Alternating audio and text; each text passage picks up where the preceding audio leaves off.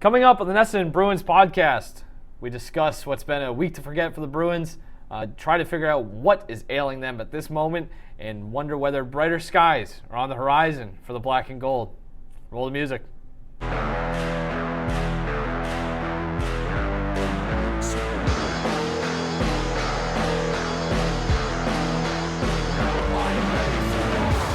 Welcome into the NESN Bruins Podcast. I'm NESN.com's Mike Cole, joined as always by NESN.com's Logan Mullen. Logan, how are we? Mike, I'm great right now. That's very good to hear. You know exactly why I'm great. Yeah. I don't really want to get into it because I just don't want to feed into anything that you may have said ever. But you're doing better right now than the Boston Bruins are, in large part because the Bruins blew a 4-goal lead to your Florida Panthers. The eventual Eastern Conference champs. Yeah. Just get out in front of that. The team that has struggled for really much of the season so far. And I will say, by the way, the team the team with a very expensive goalie who looked very bad on Tuesday night. Yeah. So ended up getting chased too. Yeah, and that changed the entire landscape for the Florida Panthers. But as mentioned at the top, this is the NESN Bruins podcast, not the NESN Panthers podcast. Thank the Lord. So we will get into the week that was for the Bruins, and it wasn't a good one for the Bees, as they, since we last met, the Bruins have failed to win a game. They're in a 4-game losing streak, losing the last 2 in the shootout, so they at least have grabbed a couple points. And I believe their point streak to start the season at home continues, so that's something to feel good about, I suppose. But an ugly loss last week in Detroit, shootout loss at home Sunday night to Philly, and then obviously the Tuesday night game, which might have been the worst, all things considered, blowing a 4-goal lead and losing in the shootout to the Panthers. For my money, I would say that the Red Wings loss was the ugliest, all things considered, in regards to just the Red Wings being a terrible team and just looking listless for 60 minutes. But we can debate, I guess, which of these was the worst loss for the Bruins. It's funny how it's evolved as to what the worst loss was, because I think it was last week that I was saying I thought the win over Pittsburgh was one of the worst showings that they had all year. They're not playing well right now. And then now it's like, well, the loss to the Panthers, that was probably some of the worst 20 minutes of hockey they had. That second period against Pittsburgh probably being the closest rival to that.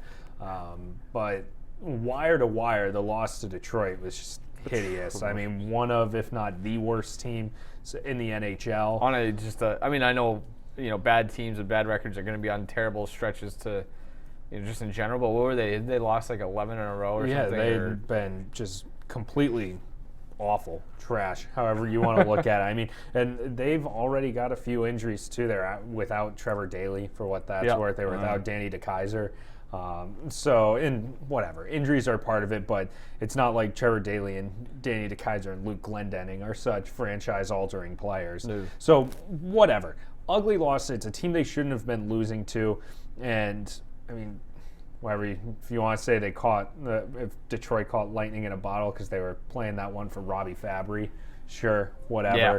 But still, there's losing to the Red Wings or a team of that likeness is one thing. Just getting thoroughly outplayed by them is another thing. And so that, for my money, and I'd like to take a dissenting opinion or an opinion different than yours, but from start to finish, that was far and away the worst one. This current stretch and probably of the season. I just looked up. They had lost 12 of 13 going into that game. We'll say, though, the Bruins have turned their season around. Detroit has won 3 straight, including beating Vegas, and then an overtime win against the Ducks. So congratulations to them. Don't let Detroit get hot. Nice job by the Bruins. Very kind of them to get the Red Wings back on track. Things aren't good right now for the Bruins. After a blistering 11-1-2 start to the season, they remain they're still, the third best team in hockey. I think there's a couple points behind.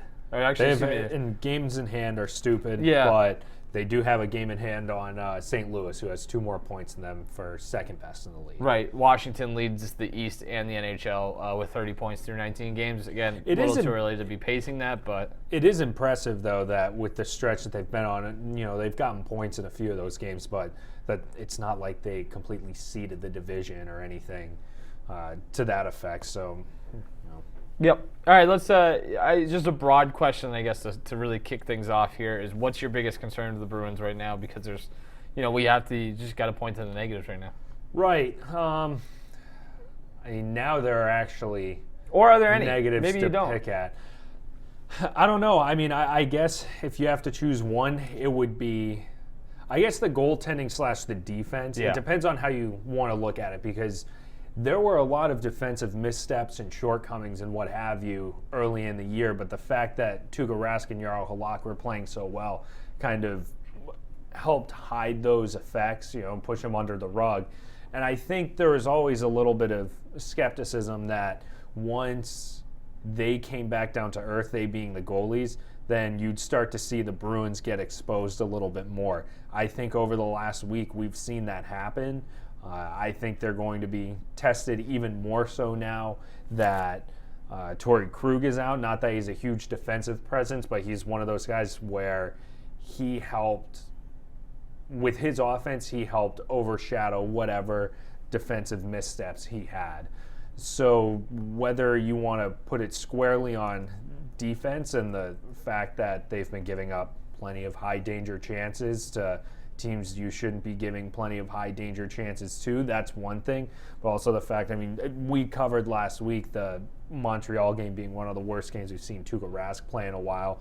He had a couple soft goals against Florida last night or Tuesday night, since we're recording this on a Wednesday. But I guess defense as a whole, if you want to loop the goaltending into that, it's just they're getting exposed.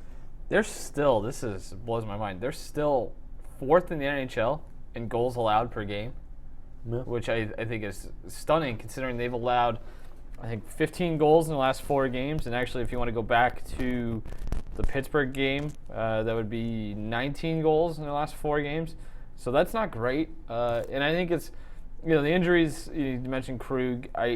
To your point, he's not the greatest defensive defenseman, but, responsibilities change and, roles change and time and minutes and things like that get affected when you have to shuffle the lineup, et cetera, et cetera. Yeah, my take, too, ad nauseum. It's been well documented how I feel about Brandon Carlo, but to a certain point when you're starting to shuffle everybody up and guys are going out, like Krug's absence by osmosis affects even the most defensive-minded defenders. Right. I'm sorry, I know I interrupted a little bit, but that's going to impact guys all of a sudden when you've got Carlo playing with Grzelcyk and guys who don't typically play together. So, and even they had to call up Vakanainen and whatever. One day he projects to be a top pairing defenseman. He's not that right now. Allegedly. So we've been told. Yeah. But he's not that right now, and so even if Torrey Krug isn't a defensive genius by any stretch, that's still going to play a role on guys. Yep.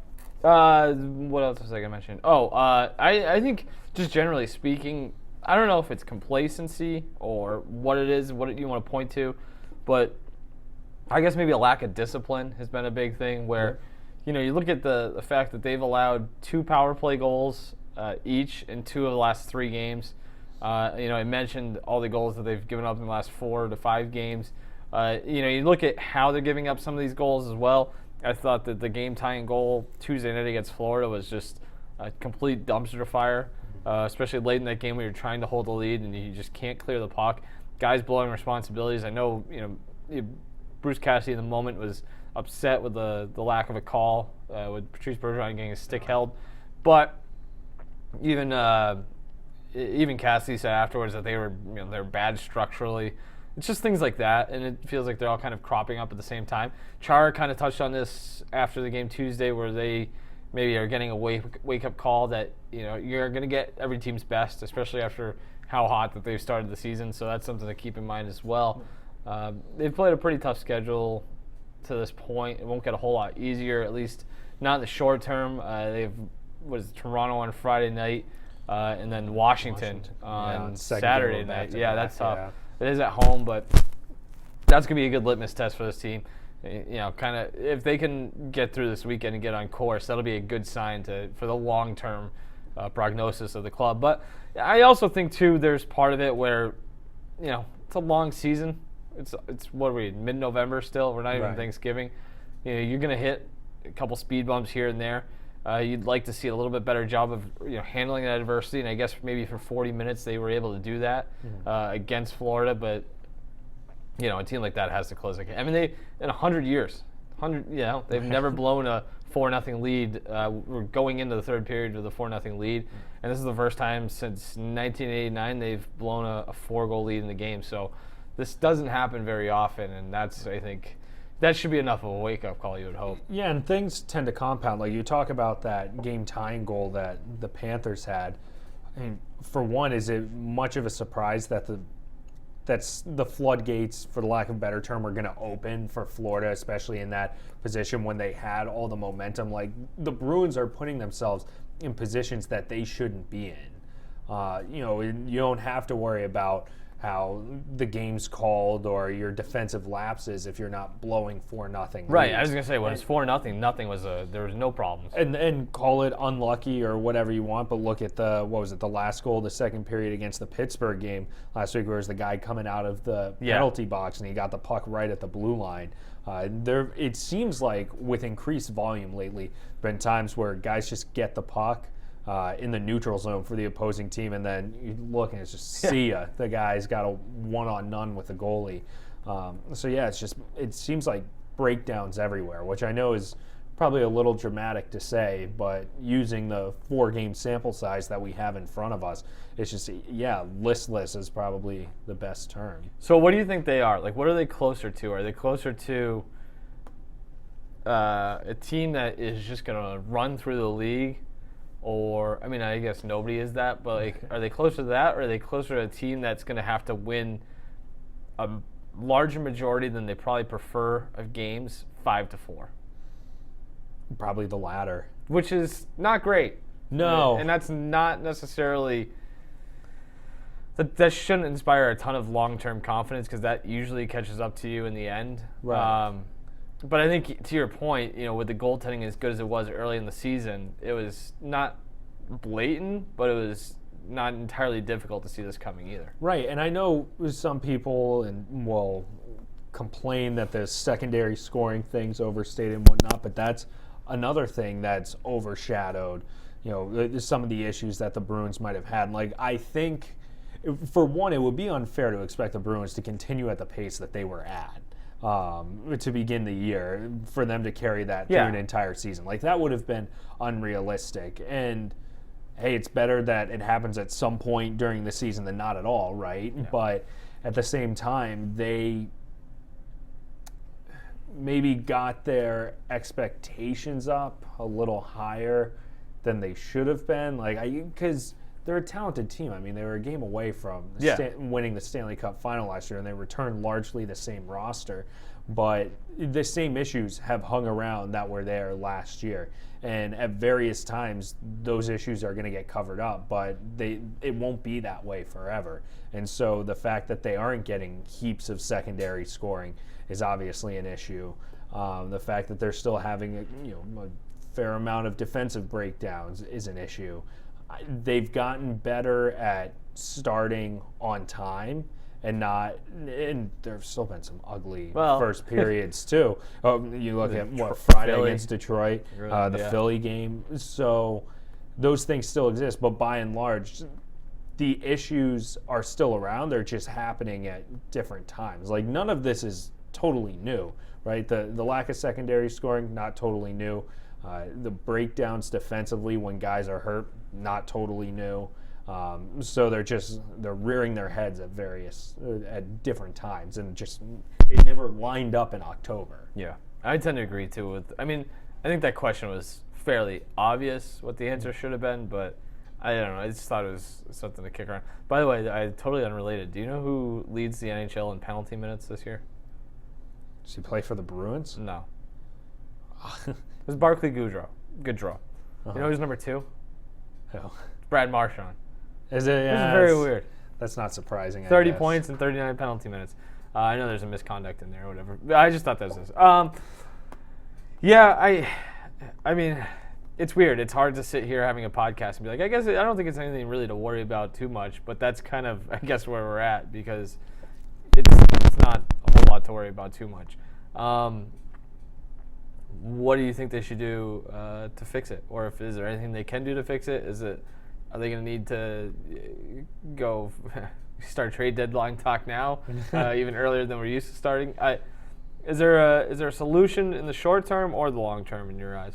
No. Other than just play better. Oh, right, and which is such a gross oversimplification, but I think it does boil down to that. Like, they have the talent, right? Yeah. So it's not like they're incapable of playing well. They're not going to go scorched earth like they were earlier in the season, but that it's not one or the other, right? Like, It's on a spectrum. Like, they can be in the middle of that. I think we'll start to see changes once Kevin Miller and John Moore return to action. As I've probably said before on this podcast, I think Clifton's going to get buried in the AHL once that happens, once one or both of those guys are back. And if. If. And, I mean, 4 games, it would be very reactionary for Don Sweeney to start kicking tires on trades. No, but I mean, I don't know what they could do, and the trade market obviously isn't as robust now as it might be later in the year. But, again, the defensive issues have been there. They just haven't manifested themselves on the score sheet necessarily. So, I don't know. Yeah, again, I think you have to wait till you get healthy. To your point, right? Because it's impossible to say. And last year, I mean, how many games did they have last year where they had every defenseman available that reasonably would have been? I think it was like 2 or 3 games. So they managed to make do last season with that, but how much of a difference are Kevin Miller and John Moore going to make? I think that answer depends on who you ask. I mean, I'm a big John Moore guy. I'd rather see him in there than Clifton. But if you're hinging or hitching your wagon, I should say, to your third pairing defenseman, all of a sudden shifting your fortune and totally getting rid of your defensive breakdowns, that means there's probably issues elsewhere in your roster. And again, the Krug thing looms as well. So that's. They sound encouraged by that, though. Like, it doesn't sound it's that bad. But even if he doesn't play Friday and or Saturday, like maybe they hold him out because it's a back-to-back or play him one but not the other. Yeah. Like, I think this is a good example for the anti-Krug crowd of what life is like without him, because they have no offensive production from defense, from their blue line without Krug.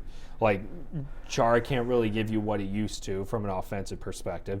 Clifton's never going to be... He scored Tuesday night, but that's all right. But, I mean, I know. You know what I'm saying. But, Clifton's never going to be Brent Burns. Yeah. Carlo gives you nothing. Well, Grzelcyk gives you... I mean, he can handle the puck well, but he's not going to, score goals on goals. I think Grzelcyk, at least on the power play, can fill that role.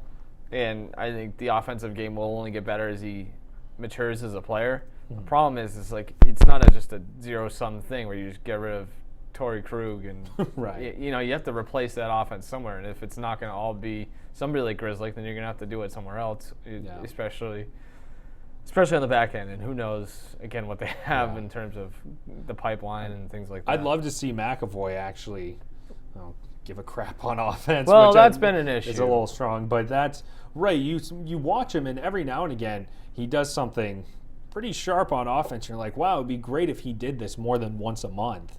But especially in Krug's absence, like they need something from him. There is that side of his game, but for whatever reason, he always seems reluctant to show it. It is interesting. In his last 3 games, he has 6 shots on goal.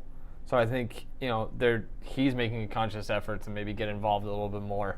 Hasn't really come to fruition yet, but you got to hope if you're the Bruins that it does at some point, because again, this is a guy you're paying pretty well. I mean, theoretically it's a bargain contract if he lives up to it, but through 20 games of this year or whatever, he hasn't. So it's something. I mean, the expectations are higher of Charlie McAvoy than they were last year, and that's to be expected for a young player who should be getting better every year and is now being paid like a very good player. So. That's something to keep in mind as the season goes on. Yeah. Charlie McAvoy was used Tuesday night in the shootout, speaking of his offensive credentials. He did not score, which is not surprising because the Bruins very rarely score on the shootout. What's the deal with that? I don't know. I understood. I mean, we talked about this morning, right? Because we sat around watching Zdeno Chara shootout highlights. But why guys aren't just... What a life. Why? Yeah, good point. That's how most people spend, 7:45 in the morning. But why guys aren't just teeing off, doing clappers from the slot makes very little sense to me, especially so Bruce Cassidy's explanation for not having David Pastrnak in the shootout, which he didn't really need to explain all that much because Pasternak's career, I think 3 for 16 Brutal. in shootouts, awful. But that Montembeault, the Florida goalie who was in, was better at stopping dekes in shootouts than he was shots. So if that's the case, fine, whatever. Why is Chris Wagner? I get that Chris Wagner, for a fourth liner, has good hands. If the guy stops dekes well, why is Chris Wagner out there instead of any of your other guys who have decent hands? And if you do truly believe that, which is why they implored Coyle to shoot, then why are you not putting someone like Char or someone with a shot out there and just saying, all right, T1 up and we'll take our chances? Yep. Yeah, it's kind of befuddling. So they went...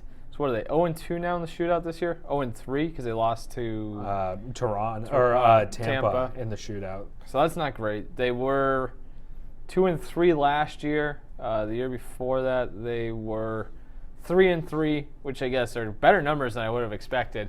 They're 1 for 11 in the shootout this year. They were 5 for 26 last year, 7 for 26 the year before, 6 for 29 the year before that. I'm not sure how that stands up to the league average. I think the league average is probably lower than most of us expect it to be. Yeah.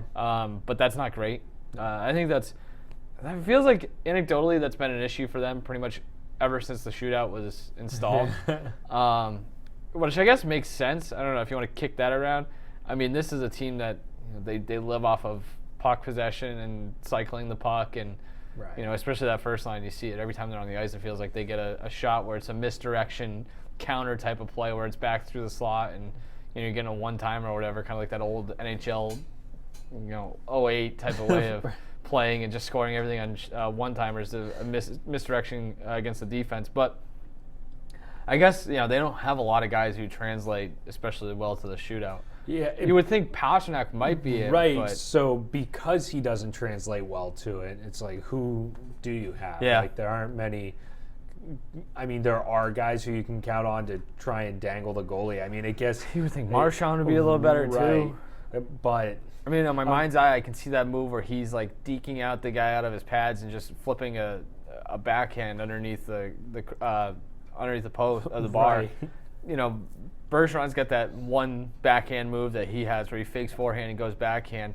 I mean, it feels like he hasn't really done a whole. It's just maybe opposing teams just know the book. It has to be, Bruins. right? I mean, it makes sense. And I feel like we don't run into it all that often because the Bruins never tend to get to shootouts. Like, it's rare. Like, they tend to be so lethal during 3-on-3, and even in games where they aren't. I mean, the 3-on-3 has basically sharply decreased the number of shootouts that happen because it opens the game right up.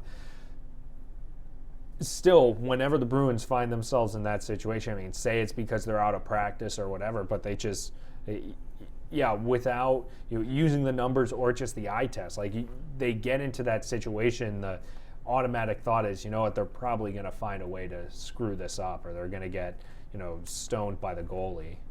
I was just looking it up. I was like, it feels like 3 is a lot of shootouts already this season.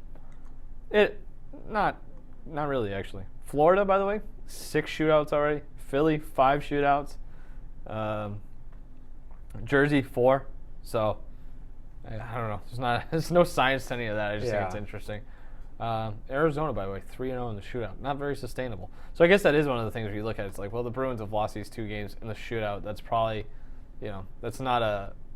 If you're looking at shootout results and using that to base any sort of real opinion about a team's true worth and value, that's not going to get you far. And so you can at least find some value in the loss to the Panthers because, even though they blew the game, they still got a point out of it as opposed to Detroit where you're just getting rolled in regulation. Right. Although that being said, you'd like to find a way to win those games in the division too. So isn't that been an issue too? The division record. That's kind of weird. How come I can't?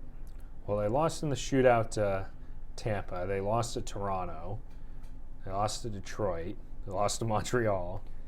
Yeah, so it's just off the top of my head. Yeah, it hasn't been good. So that's something to keep in mind as well.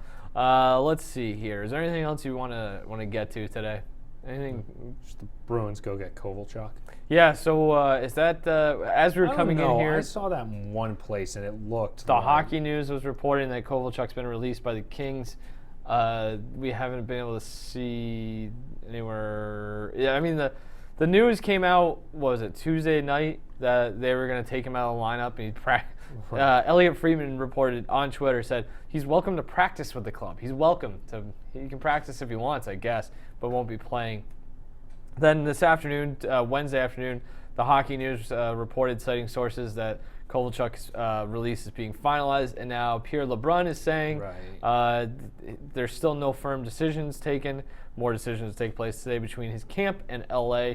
The 35 and over contract really limits his options. Trade is the best scenario after December 15th bonus is paid. But Pierre asks, is there a market?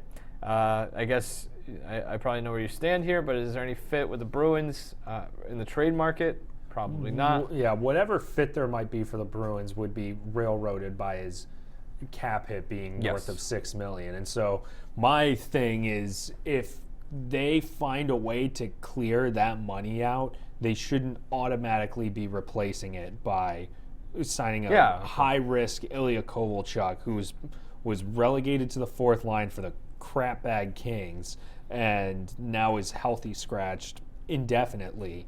I mean, if it was a low-cost deal or something like that, or they somehow found a way to match money, then I guess there's, maybe a little bit of upside. Like, okay, could the fit be better? Like, could he just need a change of scenery? But there's way too much risk involved and way too many guys for the Bruins to sign next year to take, it's not even a flyer to really gamble on Kovalchuk, who's signed through next season too.